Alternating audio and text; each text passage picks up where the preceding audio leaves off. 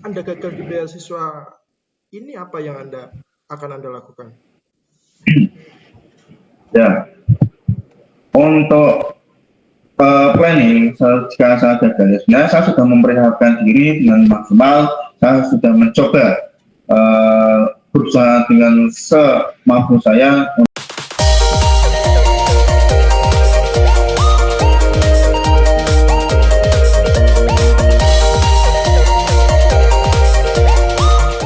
Bismillahirrahmanirrahim. Assalamualaikum warahmatullahi wabarakatuh. Waalaikumsalam warahmatullahi wabarakatuh. Sebelumnya benar ini dengan nama Bapak Abdul Aziz. Ya, betul. Ya, silahkan putar kamera Anda 360 derajat untuk memastikan bahwa Anda berada di ruangan sendiri.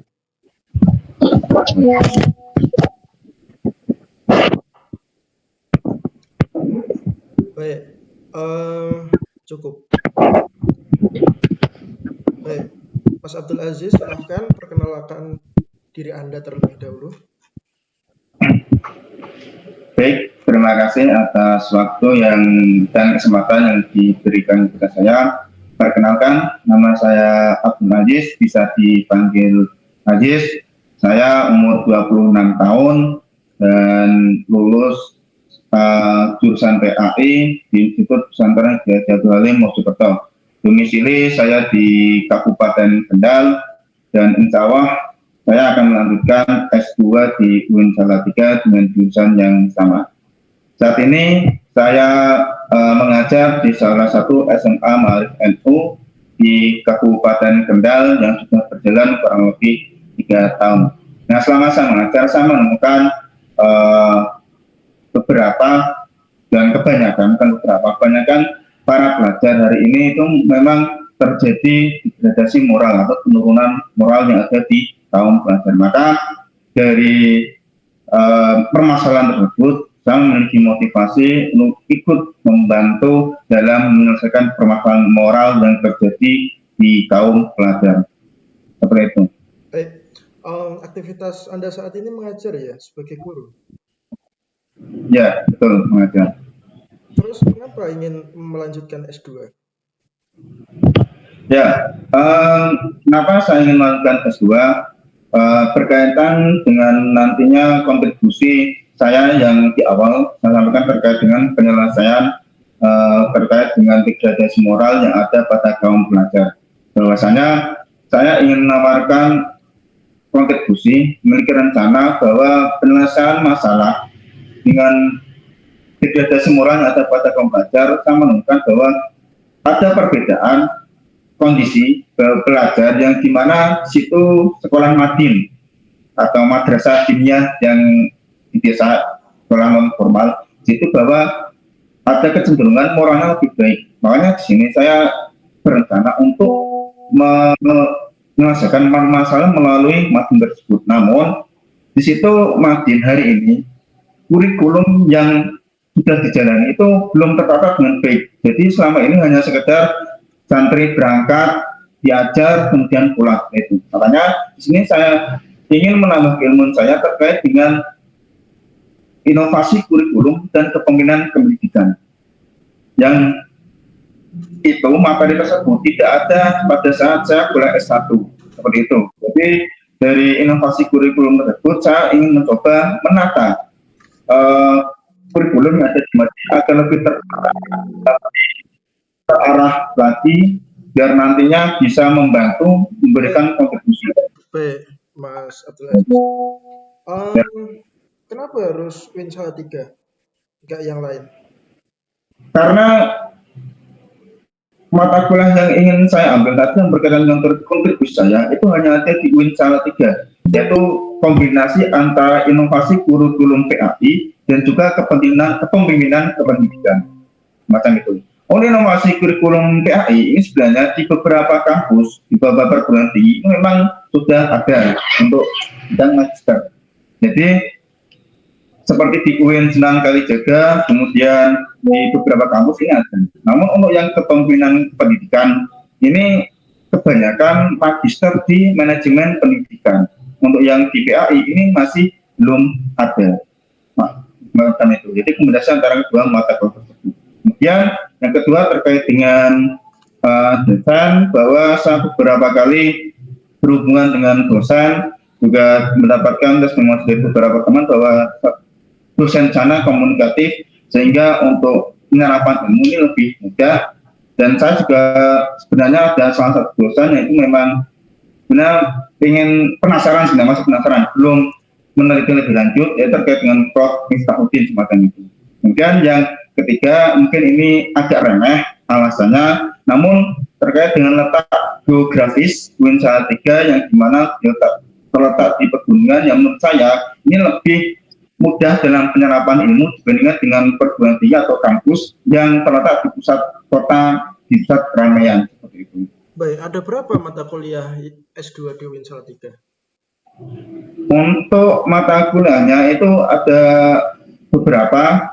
Di semester 1 itu ada 13 mata kuliah, di semester 2 ada 12 mata kuliah, di semester 3 ada 15 mata kuliah, dan di semester 4 nanti ada satu mata kuliah yaitu tesis dan penulisan atau jurnal, karya ilmiah. Baik. Tadi Anda mengatakan bahwa Anda mengenal salah satu prof di UIN Salatiga yang menurut Anda itu relate dengan kontribusi yang ingin Anda lakukan, Prof. Miftah. Boleh saya tahu kalau Anda pernah saja tidak penelitian tentang beliau, mengapa Anda memilih beliau untuk menjadikan beliau menjadi role model? Baik. Untuk pertama mungkin sendiri tadi saya sampaikan, sebenarnya saya belum meneliti lebih lanjut. Jadi, tapi saya sudah melihat beberapa karya beliau terkait dengan karya penulisan beliau, yaitu terkait dengan pendidikan di madrasah, kemudian kurikulum. Nah, itu yang ingin saya coba mencari lebih lanjut terkait ilmu beliau. Yang memang saya belum riset lebih lanjut terkait beliau. Oke, baik. Terkait penelitian, rencana ini Mas Abdul Aziz ini mau meneliti tentang apa ketika S2 nanti? Nah, untuk rencana penelitian, nanti rencana saya ingin meneliti terkait dengan penggunaan media digital di sekolahan. Nah, seperti topik yang saya angkat bahwa di esai bahwa sosmed, media sosial, internet, dan media digital ini sangat berpengaruh kepada anak atau pelajar, karena hari ini saya bisa yakin 90%, bahkan 99% setiap anak itu tidak terlepas dari namanya handphone dan internet. Maka saya ingin meneliti terkait dengan penggunaan, apakah media digital ini penggunaan di sekolah ini dampaknya seperti apa, dan memang sudah efektif atau belum, semacam itu. Baik, terkait penelitian Mas Abdul Aziz ketika S1 itu meneliti tentang apa? Apakah ada sinkronisasi dengan S2 yang ingin diteliti? Ya, baik. Untuk S1 saya juga meneliti terkait media digital, namun fokus di penelitian di S1 itu terkait dengan assessment atau penilaiannya, jadi penggunaan media di penilaian mata pelajaran PAI. Baik, kalau saya lihat di CV Anda sudah banyak berkontribusi dalam bidang pendidikan. Yang saya tanyakan sekarang itu Anda sudah banyak berkontribusi. Mengapa harus S2 lagi? Ya, untuk kontribusi ini kan saya ingin menata kurikulum di Madin. Selama ini saya sudah masuk ke Madin atau TTG, ya.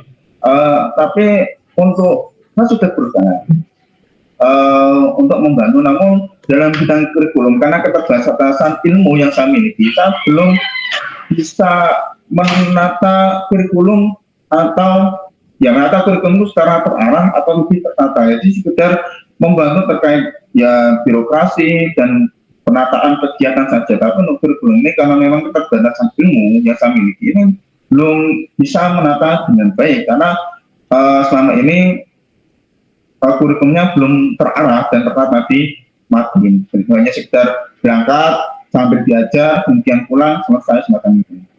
Baik, ingin mengubah atau memperbaiki kurikulum, apakah hal yang tepat Anda itu dengan langkah masuk S2? Dan langkah-langkahnya bagaimana terkait Anda masuk S2 bisa merubah kurikulum di daerah Anda? Itu langkahnya bagaimana agar rencana itu sesuai dengan jalan yang ditempuh sekarang atau yang akan ditempuh nanti? Ya, untuk rencana saya, ya saya masuk S2, pertama fokus tadi memperbaiki kurikulum, fokus yang ingin saya perbaiki di Madin adalah literat dan tertata, bahwasanya nantinya setelah saya lulus, karena selain ya di perkuliahan terlebih dahulu, karena nanti juga ada penelitian terkait media digital, dan saya harap pada masa perkuliahan S2 ini saya juga mendapatkan ilmu-ilmu dan data-data terkait penelitian media digital dan lain sebagainya, kemudian kurikulum di Madin madrasah atau kurikulum yang bisa diterapkan di Madin tanpa mengurangi esensi pengajaran dari Madin tersebut. Nah, kemudian setelah lulus, saya ingin menerapkan beberapa hal yang ingin saya tata di Madin, yaitu terkait dengan satu pengajarannya, yang materinya yang perlu diajarkan di setiap kelas atau di Madin nama jilid, ya jilid 1 sampai terusnya. Kemudian terkait dengan standar kenaikan kelas yang ini belum ada, yang selama ini masih ya saya bisa dikatakan suka-suka gurunya. Kalau menurut gurunya tersebut layak ya sudah, tapi belum ada standar. Yang ketiga adalah program penunjang yang belum ada. Nah, setelah saya bisa menerapkan tersebut, rencana saya ini saya terapkan di desa atau di kecamatan yang akan melaksanakan semacam bimbingan, yang melakukan pendampingan untuk mengubah kebun. Dan kalau ini berhasil, saya sudah menemukan role model dari Madin tersebut yang nantinya akan saya naik, yaitu saya ingin menjadi sebuah pimpinan lembaga atau departemen di pemerintahan, terutama berarti kalau Madin terkait di Kemenak, di PT Kontren. Tujuannya apa? Saya kan sudah membangun role model di desa dan kecamatan, akan saya sebarkan lebih luas di tempat saya, semacam itu rencana saya. Baik, kelebihan yang dimiliki Mas Abdul Aziz ini apa dalam diri Anda? Kelebihan yang saya miliki pertama yaitu kepemimpinan, kerja tim, kreatif dan inovatif, mandiri, kemudian saya respon cepat dan pantang menyerah. Kepemimpinan ini saya muncul karena saya mengikuti banyak organisasi, sehingga kepemimpinan ini terasa, jiwa kepemimpinan saya terasa, sehingga saya bisa menimbang dan memutuskan, mengendalikan beberapa situasi dengan berbagai pertimbangan. Kemudian kerja tim, ya dengan kerja tim ini saya bisa ditempatkan dimanapun dan dengan siapapun, dengan bukti bahwa saya sudah mengikuti beberapa organisasi dan saya juga sudah sering bekerja sama menjadi panitia, bahkan orang-orang yang di atas saya lebih tua atau bahkan yang lebih muda ini saya sudah terbiasa. Kemudian kreatif dan inovatif, saya orang yang tidak suka mengikuti sebuah brand, dan jikalau saya ingin mengikuti sebuah brand maka akan saya buat dengan versi saya, tidak mengikuti orang lain. Makanya akan muncul ide-ide terbaru dalam diri saya, harus kan out of the box, beda dari yang lain. Makanya di sekolahan saya sering dijadikan sebagai situ tim kreatif dalam kegiatan. Kemudian respon tepat, saya orang yang tidak suka menunggu, maka saya berusaha mungkin tidak membuat orang menunggu. Jadi kalau bisa saya balas, kalau bisa saya respon secepat mungkin, sebisa saya mungkin. Itu. Jadi dalam diskusi saya biasanya tidak suka diskusinya lama. Kalau bisa diselesaikan dalam sekali duduk, saya selesaikan. Dalam beberapa kegiatan saya juga sering itu menjaga komitmen. Jika janji undangan kegiatan jam 8, sebisa mungkin jam 8 saya harus tiba di lokasi meskipun saya tahu akan menunggu. Nah, kemudian mandiri, saya dari kecil itu sudah mandiri karena memang background keluarga di desa itu kan biasa di kebun, biasa cari kayu bakar kalau dulu, zaman dulu ya, mungkin zaman sekarang juga jarang. Itu jadi sudah terbiasa mandiri. Kemudian saya kelas di MTS itu juga sudah bekerja, ya kelas di MTS ketika libur saya bekerja. Kemudian saya juga kuliah 4 tahun di Jawa Timur, jauh dari keluarga, jauh dari teman, dan ini sudah saya lalui. Dan yang terakhir adalah pantang menyerah. Saya pernah empat kali gagal masuk perguruan tinggi. Nah, namun dari 4 kali tersebut, saya kemudian tidak berhenti untuk keinginan saya untuk melanjutkan kuliah. Jadi saya pernah gagal SNMPTN, SPAN-PTKIN, SBMPTN, kemudian mandiri dengan alasan yang berbeda. Nah ini saya akhirnya bisa kuliah lulus sarjana semacam itu untuk bagian saya. Oke, baik. Mas Abdul Aziz, dalam kehidupan seorang kan kadang kita pernah di atas, pernah di bawah. Terus ada enggak hal yang merasa Mas Abdul Aziz itu hal yang paling sulit dalam hidup, eh, paling pernah merasakan ketika down, itu pernah tidak? Ya, untuk masa sulit itu saya pernah mengalami terjadi pada saat saya kuliah S1. Pada saat itu saya semester 4, ya, ibu saya sakit, itu sudah ya tidak bisa apa-apa, cuma bisa berbaring, jadi makan harus disuapi, tidur harus dibantu, harus dikasih gambar dan sebagainya. Nah, pada saat itu terjadi dilematis pada diri saya. Apakah saya sempat berpikiran untuk mengambil cuti perkuliahan. Nah, namun permasalahannya adalah saya S1 juga mendapatkan beasiswa dan harus lulus tepat waktu. Kalau saya cuti, berarti kan saya tidak tepat waktu. Itu saya terjadi dilematis. Karena apa? Saya berdiskusi dengan keluarga, kemudian meminta saran di beberapa orang yang sudah saya percaya, kemudian saya meminta konsultasi dengan Kaprodi terkait permasalahan saya. Situ akhirnya saya memutuskan untuk tetap melanjutkan kuliah dengan alasan pertama, karena saya beasiswa harus lulus tepat waktu. Yang kedua, ini juga salah satu cita-cita dari orang tua saya atau ibu saya untuk lulus sarjana, karena memang keluarga saya itu ya, mohon maaf, kakak saya juga tidak ada yang sarjana, bahkan cuma lulusan SMP. Kemudian yang ketiga alasannya karena di rumah itu masih ada kakak saya sama adik saya yang bisa merawat ibu saya. Itu titik terendah dalam diri saya. Oke, cukup. Mas Abdul Aziz, apa yang meyakinkan Anda ketika nanti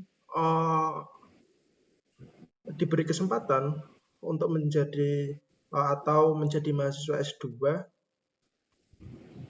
untuk lulus tepat waktu? Apa yang meyakinkan Anda? Bisakah Anda lulus tepat waktu nanti? Ya, saya sudah menyiapkan beberapa hal terkait dengan perkuliahan S2 dan sebagainya, dan memang saya sudah punya pengalaman S1 mendapatkan beasiswa, artinya sudah pernah mendapatkan tekanan harus lulus tepat waktu. Dengan permasalahan tadi itu sudah tantangan mendapatkan tantangan tersebut, saya juga tetap bisa kuliah secara tepat waktu. Jadi saya sudah menyiapkan, sudah riset terkait dengan kurikulum, terkait dengan mata kuliah, nanti apa yang ingin saya tempuh, kemudian saya sudah mempelajari kultur, budaya perkuliahan, dan lingkungan di UIN Salatiga, sehingga nanti akan saya siapkan dengan baik. Persatu nanti saya menyiapkan terkait dengan kondisi penyiapan diri, kondisi ya misalnya adaptasi dengan iklim. Masa 2 nanti saya sudah target saya sudah menyiapkan judul dan mengajukan judul. Masa 3 saya sudah siap untuk seminar proposal, dan masa 4 nanti saya sudah bisa sedang tesis. Itu terkait perencanaan saya agar nanti saya bisa lulus secara tepat waktu. Kemudian saya juga di sini orangnya kerja keras dan optimis. Ya, jadi dengan kerja keras dan optimis tadi, saya sudah siap menghadapi berbagai tantangan yang nanti akan muncul pada waktu perkuliahan. Karena saya yakin pasti nanti akan muncul tantangan-tantangan, konflik dan lain sebagainya, yang itu bahkan bisa meletakkan saya di kondisi yang bisa dikatakan harus memilih kondisi kritis paling bawah semacam tadi. Baik. Apa yang membuat Anda berbeda dengan peserta lainnya? Kan peserta yang daftar LPDP itu banyak. Bagaimana saya harus memilih Anda? Apa yang membedakan Anda berbeda dengan peserta lainnya? Yang membedakan mungkin saya tidak bisa secara pasti ya apakah ini berbeda dengan peserta lain karena saya juga tidak tahu bagaimana kondisi peserta lain, bagaimana standar peserta lain, saya juga tidak tahu. Tapi saat ini hanya berusaha memantaskan diri sesuai dengan kriteria yang diinginkan LPDP dan di sini saya ingin berkontribusi eh, memperbaiki moral para pelajar melalui Madin. Yang hari ini Madin masih saya rasa yang saya rasakan, yang saya alami ini masih kurang perhatian. Dan mohon maaf, Madin hari ini pengajarnya itu secara pendidikan formal itu memang masih, mohon maaf, masih rendah. Mentok di SMA, bahkan beberapa teman lulusan SD dan SMP. Secara ilmu keagamaan, dan ilmu keagamaan saya tidak meragukan ilmu mereka. Namun cara pengelolaan lembaga dan pengelolaan kurikulum tadi itu yang masih kurang. Banyak sini, saya sebagai akademisi ya ingin perhatian saya di situ di Madin dengan sikap kerja keras dan optimis saya tadi karena saya yakin mengubah kurikulum itu tidak mudah, mengubah budaya yang sudah tertera sudah dilaksanakan secara bertahun-tahun ini tidak akan mudah, pasti akan ada tantangan, bahkan saya nanti kemungkinan juga nanti bisa jadi menemui jalan buntu. Nah dengan sikap kerja keras tadi dan optimis, karena bagi saya kerja keras itu adalah sebuah usaha, karena manusia itu ya memang harus berusaha, memang disuruh untuk berusaha, dan sifat optimis tadi menurut bagi saya itu adalah sikap husnuzon saya kepada Tuhan, sikap husnuzon saya kepada Allah bahwa apa yang kita laksanakan itu tidak ada yang sia-sia. Jadi ketika saya menghadapi tantangan bahkan menemui jalan buntu, maka ya saya akan mencari jalan, bukan berhenti atau menyerah semacam itu. Baik, Mas Abdul Aziz, kalau Anda gagal di beasiswa ini, apa yang akan Anda lakukan? Ya, untuk planning, jika saya gagal, sebenarnya saya sudah mempersiapkan diri dengan maksimal, saya sudah mencoba berusaha dengan semampu saya untuk memenuhi kriteria dari LPDP. Nah, kalau saya usaha maksimal saya nanti kok tidak diterima oleh LPDP, maka ya saya tetap akan menjaga komitmen untuk berkontribusi dengan kemampuan saya, meskipun tadi ya jelas dengan saat ini kondisi dan dengan saya miliki hal ini kontribusi nanti mungkin tidak bisa sebesar ketika nanti saya bisa mendapatkan ilmu lebih. Jadi saya tetap akan melanjutkan eh, kontribusi saya di bidang Madin karena saat ini saya sudah mengajar di Madin juga. Kemudian dengan tahapan tersebut saya nanti akan mencoba lagi ke kesempatan berikutnya untuk mendaftar LPDP. Macam itu. Baik, ada closing statement yang ingin disampaikan? Ya, baik, closing statement dari saya untuk menuju Indonesia Emas 2045, bagi saya moral dan karakter pada generasi muda ini sangat penting karena bagaimanapun generasi muda hari ini akan melanjutkan kepemimpinan nantinya di masa depan, dan ini harus segera diatasi, harus segera secara bersama-sama kita menemukan solusi ya dengan bantuan LPDP. Ya saya harap saya bisa memberikan kontribusi untuk membantu memperbaiki moral dari kaum pelajar yang saat ini masih kurang ya, sehingga nantinya Indonesia Emas 2045 tersebut akan bisa terwujud. Saja dari saya. Baik, terima kasih. Tepuk tangan dulu. Evaluasi ya. Secara keseluruhan untuk mock-up yang pertama itu saya rasa sudah baik, Mas Abdul Aziz, percaya diri, kemudian menjawab des itu saya suka, kemudian langkah-langkahnya, tapi tidak memungkinkan ada beberapa catatan yang saya perhatikan tadi, ada kata-kata yang sebaiknya tidak digunakan ya, kayak catatan saya tadi, Anda kan menjelaskan bahwa Anda itu orang yang optimis. bisa lah.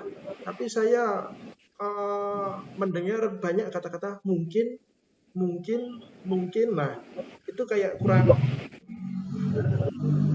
kurang apa namanya, kayak masih ragu-ragu. Nah, itu tadi kata-kata. Terus ada lagi kata-kata mungkin walaupun ini agak remeh. Nah, itu jangan disebutkan. Oke lah, itu agak remeh, tapi jangan disampaikan bahwa itu remeh. Itu ya. Kemudian yang perlu diperkuat lagi, langkah-langkahnya itu ketika mencapai kontribusinya, langkah-langkahnya itu harus kita harus bisa melihat realistis.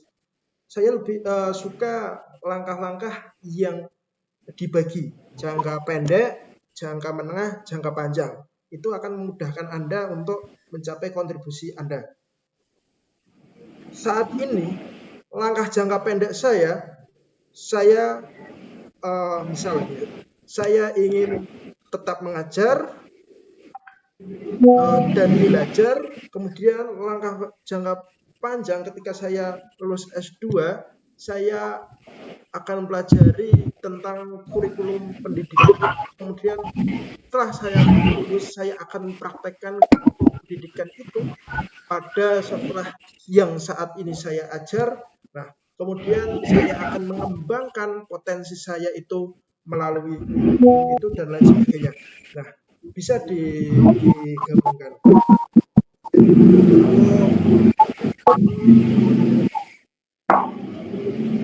Sudah bagus sih dari mock-up beberapa peserta. Mungkin ini paling bagus. Tinggal pertahankan percaya dirinya. Kemudian, nah ini paling penting nih. Fokus panelis itu tidak lebih dari mungkin 1 menit ya. Fokus panelis itu tidak lebih dari 1 menit. Jadi usahakan menjawab itu singkat, padat, dan jelas. Dan jangan menjadikan satu jawaban yang nanti akan ada pertanyaan terkait itu, kayak tadi yang perkenalan itu cukup sampai ke dari mana akan kemana, itu saja. Nggak usah disampaikan kontribusi, latar belakang kontribusinya nggak usah disampaikan ketika perkenalan. Kalau mau menyampaikan kontribusinya pas perkenalan, itu disampaikan saja, saya ingin berkontribusi dalam bidang pendidikan terkait kurikulum pendidikan. Gitu aja sampai di situ. Tadi kan terlalu panjang, makanya saya potong. Nah, nanti akan dikulik lebih dalam di pertanyaan selanjutnya setelah pengenalan tadi. Itu ya, Mas Aziz. Ada yang ditanyakan? Tanyakan. Silakan. Yang saya tanyakan ini sebagai contoh, seumpama ada pertanyaan terkait dengan pembeda dari peserta lain, kemudian kenapa LPDP harus memilih Anda. Nah, kira-kira dari 2 pertanyaan tersebut, itu esensi jawabannya sama atau beda? Atau seumpama kalau dijawab dengan alasan yang sama, itu kira-kira gimana? Saya rasa jawaban Anda tadi udah bagus sih, itu. Anda menjawab usaha yang ingin dilakukan, terlepas dari diterima atau tidaknya LPDP, itu udah bagus. Dan alasan yang kurang bagus itu ketika dijawab apa yang membedakan diri Anda dengan peserta yang lain, kemudian Anda membanggakan diri Anda, kemudian seakan-akan Anda lebih baik dari peserta yang lain, itu yang kurang tepat.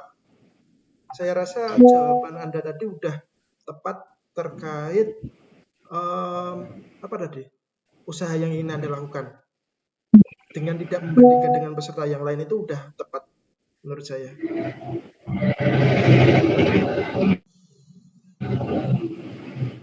Jadi fokus pada diri Anda sendiri. Oh ya Kak, tadi kan terkait dengan langkah kontribusi. Nah, itu untuk langkah kontribusi sebenarnya itu kan apakah nanti sebenarnya kan sudah saya bagi menjadi tiga Kak, jangka pendek, jangka menengah, jangka panjang.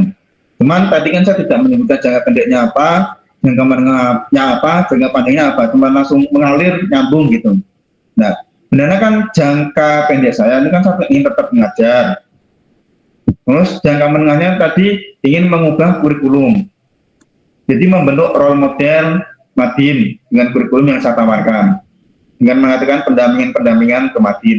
Dan yang ketiga, rencana jangka panjang saya itu ingin masuk ke lembaga pemerintahan di bidang tadi Madin, pendidikan, dalam hal ini berarti Kemenak. Ya. Tujuannya apa?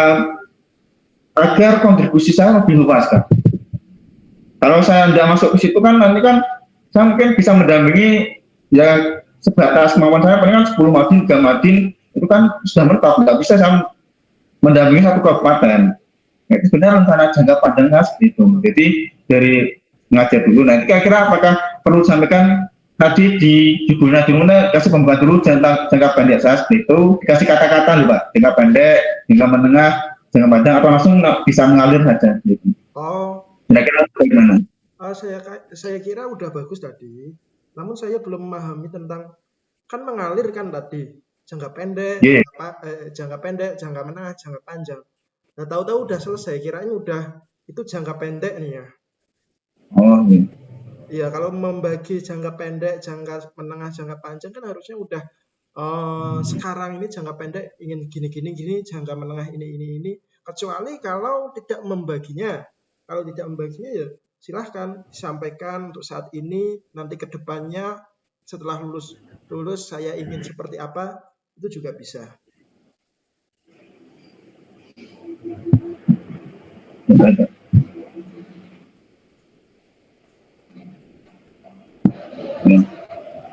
Yang ini tanggapan nih Pak.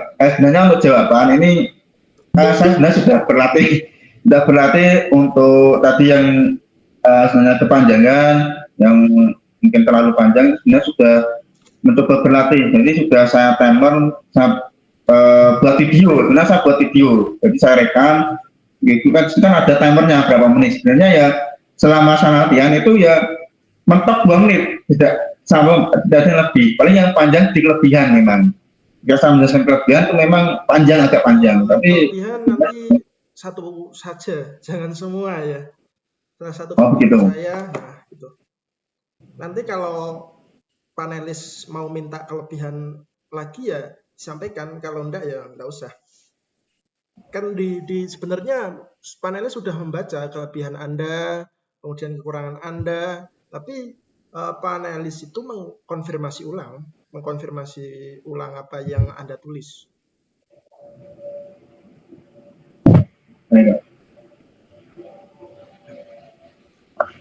Berarti ini udah latihan ya, Mas Aziz? Ya, biasanya ya latihan biasanya ya saya rekam buat video, jadi pakai kamera depan gitu Mbak. Oh, Nah, itu biasanya kan itu kan ada timernya. yeah. Jadi setiap kemudian jawaban, oh ini sudah 2 menit, ini 1 menit, gitu sudah ada. Biasanya saya seperti itu. Yeah. Bagus itu. Kapan jadwalnya? Untuk saya tanggal 9 Mei jam 8, jadi ya sesi pertama. Tanggal 9 sesi pertama. Ya, berbanyak doa, berbanyak sholawat ya. Nanti semoga dimudahkan. Kendalnya mana kendalnya? Saya Kaliwungu Kak. Saya Ngampel. Ngampel mana? Ngampelnya mana? Banyurep. Oh Banyurep. Ya. Nah kapan-kapan nanti bisa mampir atau bisa ketemu Kak? Tapi sekarang di Salatiga nampilan. Ya nanti kalau di Kendal nanti bisa menghubungi saya nanti. Siap. Hari tanggal 10 saya ke Kendal. Ya nanti bisa mengabari saja. Siap. Sama nanti ke rumah Mbah. Oke, mungkin dari peserta yang ikut Google Meet sekarang ada yang mau menanyakan suatu hal, Mbak Elda, Mas Baset, Mbak Nisa, saya beri kesempatan.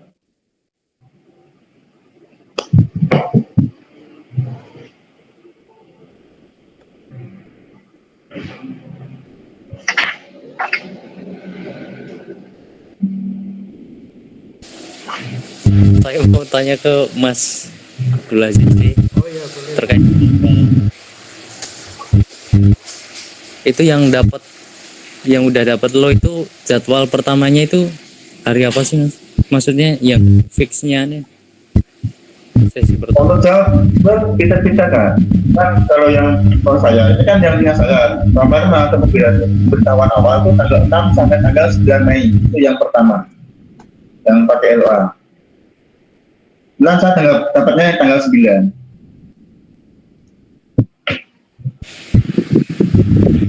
Biasanya kalau pakai LOA bisa langsung masuk nggak sih?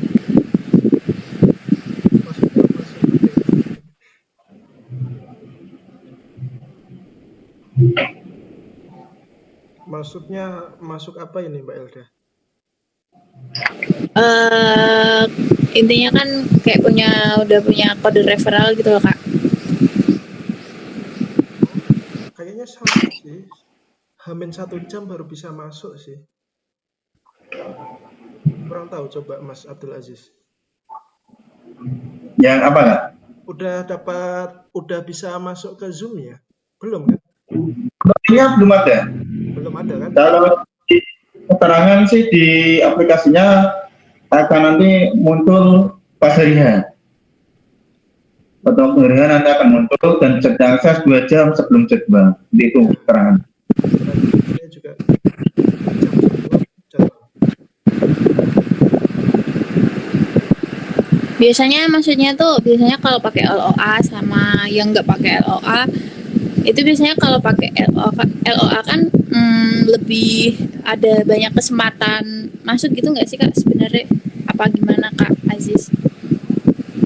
Mungkin Kak Bapak, karena saya juga di sini peserta pendaftar. Iya. Mungkin bisa dijawab Kak Bapak. Saya rasa kesempatan sama semua yang udah dapat LOA ataupun belum sih. Karena ini tahap-tahap substansi ini tahap terakhir ya. Bagaimana kita mempersiapkan dengan baik saja. Gitu Mbak Elda. Ada lagi?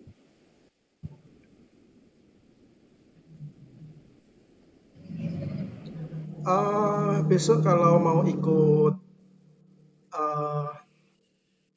mock up lagi hari Senin jam 7. Pagi ya? Jam 7 malam. Malam. Ini dari Mata Garuda Maluku. Nanti yang mock up saya sama teman-teman volunteer. Jam 7 ya. Nanti linknya tak share. Oh, ya ini Kak, ini tanya nih Kak. Ya. Tanya saja terkait para awardee LPDP. Mana mungkin bisa memberikan gambaran bagi yang sudah lulus atau menjadi awardee, kira-kira seperti alumni, jadi apa ya, pada bagi alumni awardee LPDP, kemudian mungkin kegiatan-kegiatan para awardee, nah itu mungkin secara kira-kira gambarannya apa? Ada nggak? Ada sih kegiatan-kegiatan para awardee itu. Nanti dibentuk kepengurusan, ada yang namanya lurah, ada yang sekretarisnya dan lain sebagainya. Ada banyak, ada yang per fakultas, ada juga yang per daerah. Berhubung saya ini belum masuk ke perkuliahan ya, perkuliahan saya masuk September nanti, saya belum menemukan kepengurusan di contoh di Win Salatiga. Kalau di Win Salatiga itu kayaknya baru saya seorang yang batch 2024 itu. Jadi belum ada alumni. Tapi sekarang saya juga udah banyak relasi terkait award di LPDP itu saya mengikuti pengayaan bahasa di UNES.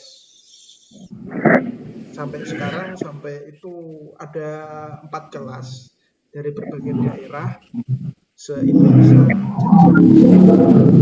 Jadi saya banyak relasi di situ juga sekarang sebelum memasuki perkuliahan.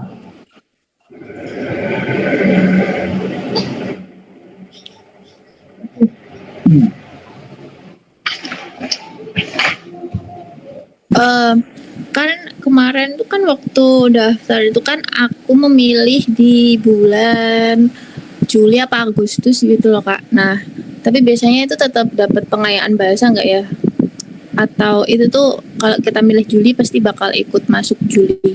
Atau tetap bakal dikasih pengayaan juga? Pengayaan bahasa itu sifatnya opsional. Dan pengayaan bahasa itu bisa menjadi alasan kenapa perkuliahan diundur. Itu bisa setelah pengayaan bahasa mendapatkan kesempatan untuk mencari LOA setelah 18 bulan itu juga bisa. Tapi itu opsional.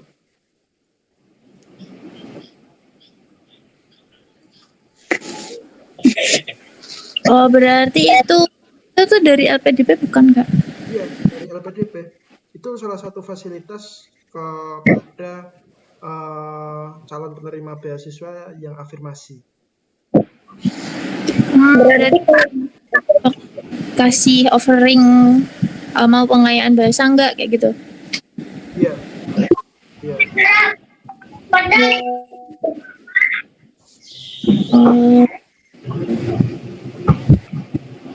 Tapi kita taunya itu dari mana? Nanti di aplikasi ada. Di aplikasi.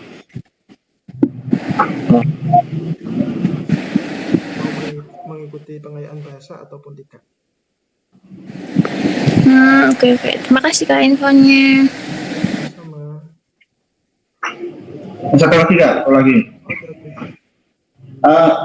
Kira-kira mungkin bisa menceritakan setelah karena nanti takutnya ini menjadi ditanyakan oleh Pak panelis. Kira-kira setelah lulus tes substansi atau sudah dinyatakan lulus, kira-kira tahapannya itu apa saja terkait administrasi atau yang harus diselesaikan itu kira-kira bisa menjelaskan. Oke, jadi nanti setelah lulus itu belum dinyatakan, setelah lulus substansi ya, setelah lulus substansi itu belum dinyatakan sebagai awardee atau penerima beasiswa, tapi masih calon penerima beasiswa. Ada beberapa tahap yang harus diselesaikan agar menjadi penerima beasiswa. Kalau afirmasi itu ada yang namanya pengayaan bahasa, tapi opsional itu. Setelah dinyatakan lulus, diberi waktu untuk mencari LOA bagi yang belum memiliki LOA. Tapi kalau yang sudah memiliki LOA itu silahkan mendaftar nanti akan ada seminar terkait e-beasiswa. Jadi e-beasiswa ini mendapatkan akun e-beasiswa ini setelah lulus substansi, di situ ada yang namanya untuk laporan studi, untuk pencairan dana, untuk persiapan keberangkatan, kemudian mendaftarkan universitas ke LPDP, memasukkan rekening, itu nanti setelah substansi itu ada sosialisasi e-beasiswa itu dari pihak LPDP. Kemarin saya 2 hari sosialisasi itu dari LPDP Pusat lewat Zoom. Nah, ini ada perbedaan ya, yang belum memiliki LOA setelah lulus substansi mencari LOA. Nah, kalau yang sudah mendapatkan LOA setelah lulus substansi itu nanti mendaftar persiapan keberangkatan. Kayaknya kalau yang sudah memiliki LOA itu tidak bisa mendaftar pengayaan bahasa. Karena pengayaan bahasa itu diperuntukkan bagi yang belum memiliki sertifikat bahasa dan belum memiliki LOA. Jadi kalau sudah memiliki LOA, nanti tahapannya persiapan keberangkatan, mendaftarkan persiapan keberangkatan. Dan sayangnya, mulai angkatan saya itu persiapan keberangkatannya online. Kalau dulu offline kita dikumpulkan jadi satu di Jakarta, Kemudian beberapa hari di sana diberi materi oleh para pakar-pakar, mendapatkan tugas dan mendapatkan sertifikat persiapan keberangkatan, dan sertifikat PK itu yang digunakan untuk mencairkan dana keberangkatan, dana hidup bulanan, kemudian dana di awal itu syaratnya sudah melakukan PK. Dan sekarang PK online karena efisiensi.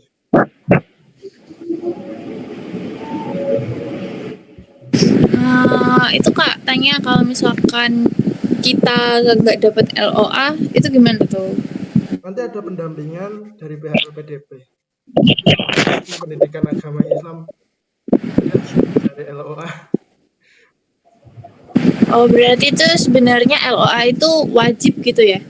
Wajib, karena LOA itu surat diterima dari universitas kan. Kalau surat diterima oleh universitas, terus mau kita mendapatkan beasiswa. Oh kayak gitu. Oke.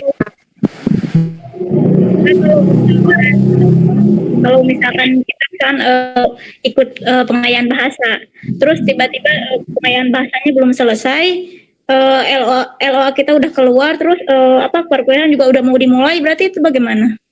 Nanti kalau pengayaan bahasa itu dapat mengundurkan diri dengan 2 syarat. Pertama, memiliki LOA, yang kedua memiliki sertifikat bahasa. Nanti bisa mengundurkan diri ketika sudah mendapatkan 2 itu. Seperti itu. Jadi pengayaan bahasanya dihentikan.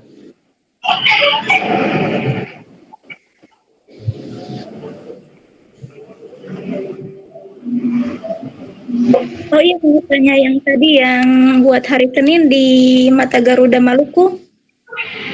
Itu ini apa namanya? Mock up ya? Iya, kebetulan saya dapat jadwal jam 7. Oh iya, pendidikan agama Islam juga. Mungkin teman-teman ini kan kebanyakan PAI. Silahkan kalau mau ikut gabung.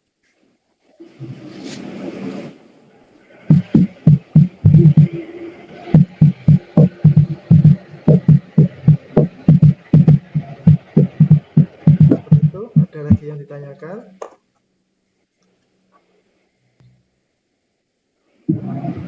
Kalau tidak, boleh saya akhiri ya.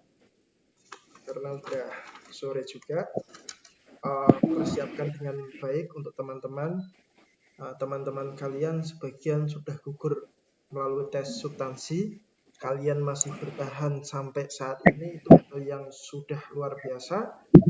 Dan jangan sia-siakan kesempatan ini untuk berlatih lebih giat untuk bisa lolos menjadi wardi beasiswa LPDP. Dan jangan lupa untuk selalu berdoa. Seperti itu ya, teman-teman. Terima kasih. Baik, saya akhiri. Terima kasih atas perhatiannya. Assalamualaikum warahmatullahi wabarakatuh. Waalaikumsalam warahmatullahi wabarakatuh.